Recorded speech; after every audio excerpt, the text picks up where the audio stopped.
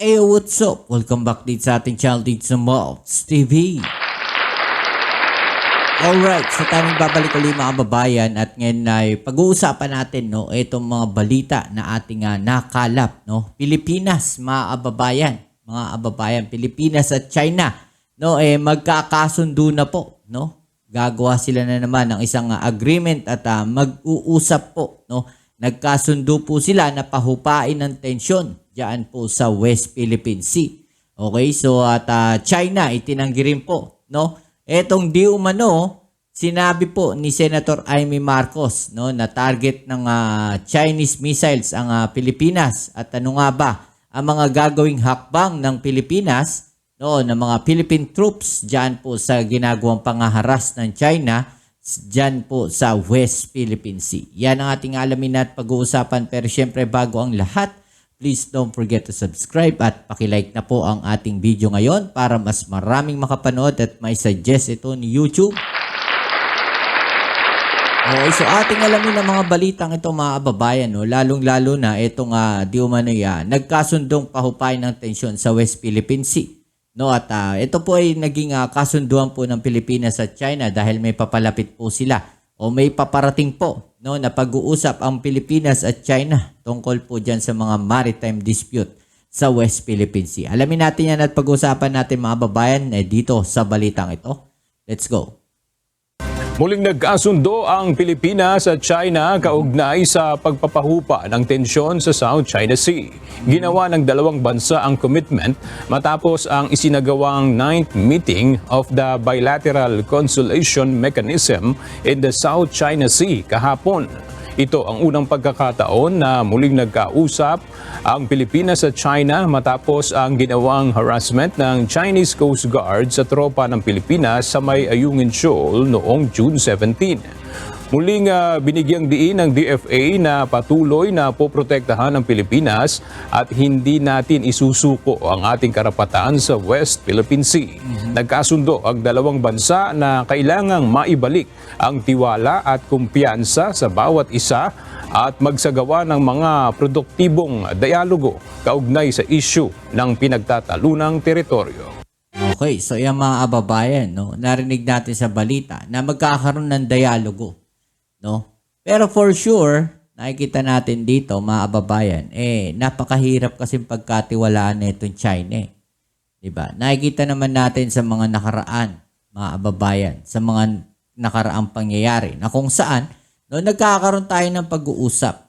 Pumasyal pa nga yung Pangulong Bongbong Marcos sa China, sa umpisa ng kanyang termino, nakipag-usap po siya sa China. Pero ano yung naging resulta ng paikipag-usap na yan sa China?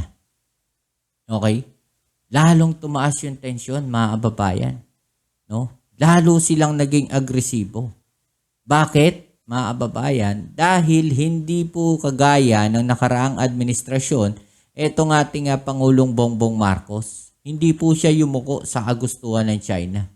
Okay? Ininsist po natin yung ating karapatan dyan sa West Philippine Sea. Ay hindi tayo nanahimik. Ipinakita natin sa buong mundo kung ano yung totoong ginagawa ng China diyan sa West Philippine Sea. Yun po yung ginawa ng ating Pangulong Bongbong Marcos. Okay? Hindi po kagaya ng mga nakaraang administrasyon, tumiklop po sila. Itinago. Sabi nung iba, itinago daw yung mga nangyayari diyan sa West Philippine Sea. Meron nga tayong nabalitaan, na merong secret agreement. Okay? Meron palang secret agreement. Ngayon lang natin nalaman. Pero hindi po yan inilabas noon. Mga babayan, bakit kaya? Yun yung tanong Bakit? Bakit hindi inilabas yan noon? Bakit ngayon lang lumalabas, sa panahon ng Pangulong Bongbong Marcos, na ini-insist natin yung karapatan natin dyan sa West Philippine Sea? Hindi natin hinayaan o hindi hinayaan ng ating Pangulo na may makuwang teritoryo itong China. Hindi tayo yumuko sa kagustuhan nila. Hindi natin sinunod yung gusto ng China. Kaya sila nagagalit. So sa tingin ba ninyo, napapanahon na ba na magkaroon ng pag-uusap itong China at Pilipinas tungkol po dyan sa maritime dispute? Diyan po sa sa West Philippine Sea. Yung bilateral meeting na yan, mga kababayan. No, panahon na ba? No? Ano sa palagay ninyo ang mga posibleng mangyari? I-comment down nyo dyan sa ibaba. Alright? So ito, alamin natin, no, mga kababayan, matapos po ang naging pahayag ni Senator Amy Marcos, no, na meron daw pong di umano'y mga 25, no, na target na mga Chinese missiles, no, hypersonic missile, mga kababayan, no, na nakatutok daw di umano dito sa Pilipinas. Yan po ay base sa statement ni Senator Amy Marcos. No, ito ba ay pananakot sa Pilipinas? Kagaya nga ng tanong natin no, mga nakaraan, no? Sa nakaraang vlog natin, no? Saan nanggaling yung mga information na to? Yun yung kailangan natin malaman. Saan nagmula yung information na to? At ito po, mga kababayan, no, itinanggi po ng China. No, bakit kaya ito itinanggi ng China, mga kababayan? No? Nabunyag ba o nalaman yung kanilang totoong plano kaya nila tinatanggi? Okay? So mas dadami ba yung magagalit sa kanila kaya nila ito tinanggi? Okay, so alamin natin tong balita na to. Let's go. Itinanggi ng China ang naging pahayag ni Senator Amy Marcos na 25 lugar sa Pilipinas ang posibleng tinatarget ng Chinese hypersonic missiles dahil sa pagkakaroon ng Enhanced Defense Cooperation Agreement o EDCA sites at sa sitwasyon sa West Philippine Sea. Sa isang pahayag, sinabi nitong Huwebes, July 4, ni China Foreign Ministry spokesperson Mao Ning na hindi umano sila nagbibigay ng anumang banta sa ibang mga bansa at nananatiling tapat aniya sila sa adikaing maresolba ang anumang di pagkakaunawaan sa mapayapang paraan. Okay, so ito, no, basahin natin yung sinasabi dito, mga kababayan, no, na sinasabi dito ng China. I'm not sure, no, itong spokesperson ng China na si Mao Ning. I'm not sure what the Philippine side source was, but I can tell you that China, no, is committed to peaceful development and a national defense policy that is defensive in nature, and China does not pose a threat to any country. Hindi daw sila nagpo-pose ng threat sa kahit anong bansa. Ano kaya yung ginagawa nila sa Taiwan? No? Ano yung ginagawa ng China dyan sa West Philippine Sea? Yung nagpapalibot sila ng kanilang mga barko, no, ng kanilang mga warship, 'di ba? Hindi ba nagpo-post ng threat 'yan sa Pilipinas? Hindi ba threat 'yan sa Pilipinas? Hindi ba sila nagpo-post ng threat sa Japan, no? Sa Vietnam, mga kababayan? So malinaw, no, na iba talaga yung mga sinasabi ng China dito doon sa mga totoong nangyayari. So hindi natin malaman talaga sa China kung ano yung totoo, mga kababayan. No, yun yung nagiging problema dito. Ang hirap basahin ng mga ginagawa ng China. Pero one thing for sure, no, sila ay threat sa mga bansa na nandito po, no, sa ASEAN region. Nanatiling tapat aniya sila sa adikaing maresolba ang anumang di pagkakaunawaan sa mapayapang paraan. Naunang sinabi ng presidential sister sa isang video sa kanyang Facebook page na may nakita siyang plano ng China kaugnay ng usapin. Gayunman, hindi nito isiniwalat kung saan o kanino niya nakuha ang impormasyon ukol sa issue dahil mukhang katiwa-tiwala naman umano ang ulat na kanyang nakita.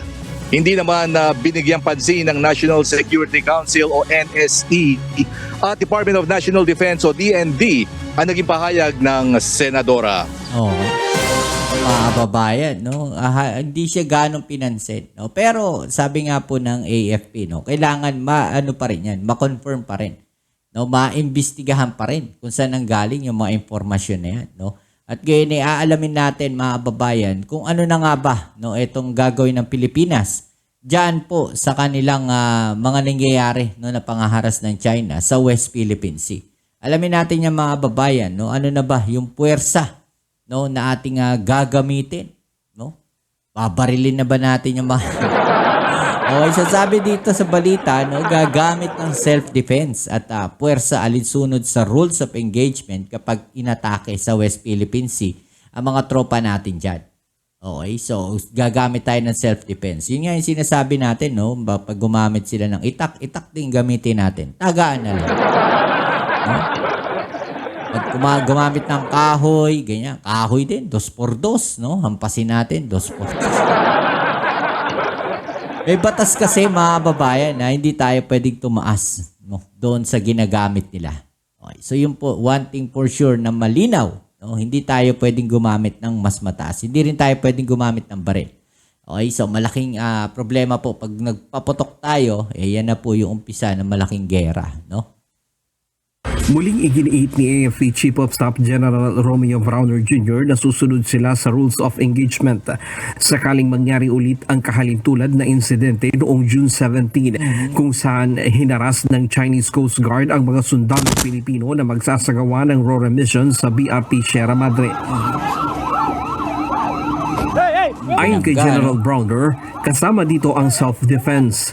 Kapag Natawa rin ako doon sa sinabi nung tawag dito, ng pro-China vlogger, mga kababayan, na Pilipinas daw yung bumangga doon sa barko, no? O sa boat ng China Coast Guard, mga kababayan. Kita-kita sa video, no? Na tayo yung binangga, ayan, no?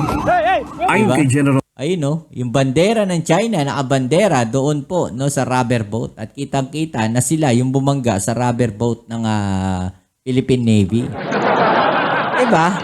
Malinaw na yung mga pro-China na yan, mga babayan, no? Mga sinungaling yan. Huwag kayo nagpapaniwala dyan.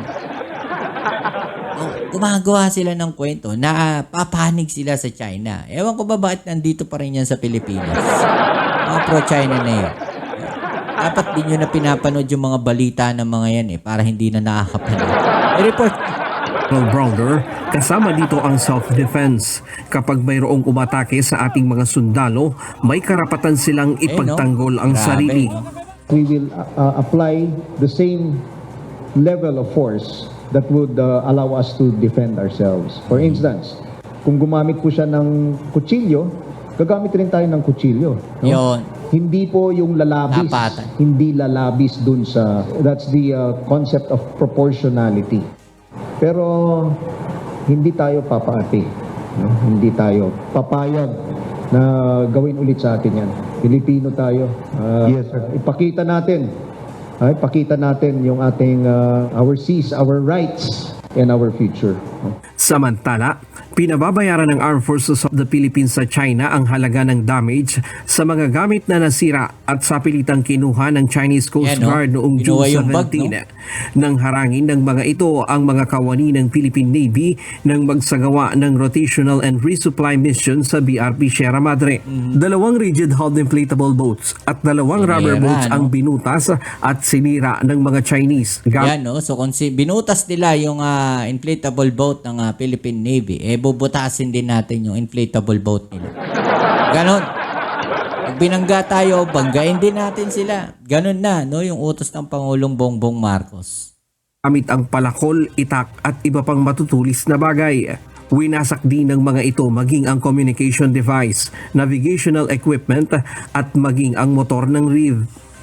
Tinangay din ng mga ito ang ilang gamit, kabilang na ang mga cellphone ng ilang sundalo. Maging ang 7 baril na nasa case pa at ihahatid sa mga nakaposting sundalo sa BRP Sierra Madre, kinuha rin. Kaya naman ang pamunuan ng AFP, lumiham na sa tanggapan ng National Defense at Department of Foreign Affairs upang ipaabot sa China ang demand nito. Pero dun sa aking sulat, I demanded the return of 7 firearms. Yung po kinuha ng mga Chinese Coast Guard na nakabox yung mga Yan. 7 rifle. And when we estimated the cost of the damage, it's 60 million pesos. Grabe, no? 60. Pinababayaran din ng AFP sa China ang gastusin sa pagpapagamot sa Pilipinong sundalo na kasama sa RORA mission na naputol ang daliri. We are also looking into the possibility of charging them with the cost of restructuring the hand of si SN1 Facundo kasi mag-operahan po siya operahan para bumalik yung function ng kanyang kamay. Welcome development naman para sa AFP ang mga usapin ng de-escalation sa pagitan ng China at Pilipinas. Ngunit hindi umano ito makakaapekto sa posisyon ng AFP dahil sadya namang sumusunod ang sandataang lakas sa international law. So yung mga talks na ganito would help us in our next operations as that we will be conducting on in the West Philippine Sea. Kasama na yung RORE natin at yung iba pang mga operations natin like maritime patrols, air patrols, and so on. Ayon kay General Browder, nagbigay na ng specific instructions sa kanila ang Pangulo sa tensyon sa West Philippine Sea. Yes, ang instruction po ng ating Pangulo is to de-escalate. Again, we cannot discuss that because when we talk about the how, nandun na po yung ating mga operational matters madidiscuss. But rest assured that we will be following the orders of our Commander-in-Chief, our President. Ito mga kababayan, no, itong de-escalation na to, wala namang problema kasi talaga. No, yung de-escalation na yan, walang problema. Ang problema dyan mga kababayan is kung sino yung unang magtataas ng escalation o mag-e-escalate na yan, na ulit. Sino yung mag-e-escalate ng tension dyan sa West Philippine Sea? No? Sa tingin ninyo. Diba? Hindi Pilipinas. China ang mag-uumpisa, mga kababayan, ng tensyon dyan sa West Philippine Sea. Hindi po gagawin ng Pilipinas yan. Dahil sabi nga, no, Pilipinas sumusunod sa international rules. No? Ang China ang madalas sumisira, no, o sumusuway sa mga international rules na yan. Okay, kung meron mang magtataas ng tensyon dyan sa West Philippine Sea, no, walang iba kundi ang China. Okay, so kayo anong masasabi nyo dyan? I-comment down sa ibaba ang inyong mga opinion at atin yung pag-usapan. Alright? So yan muli, kita-kits tayo sa ating next video upload. Ito muli ang inyong Kuya Mobs dito sa Mobs TV. Peace. I'm out.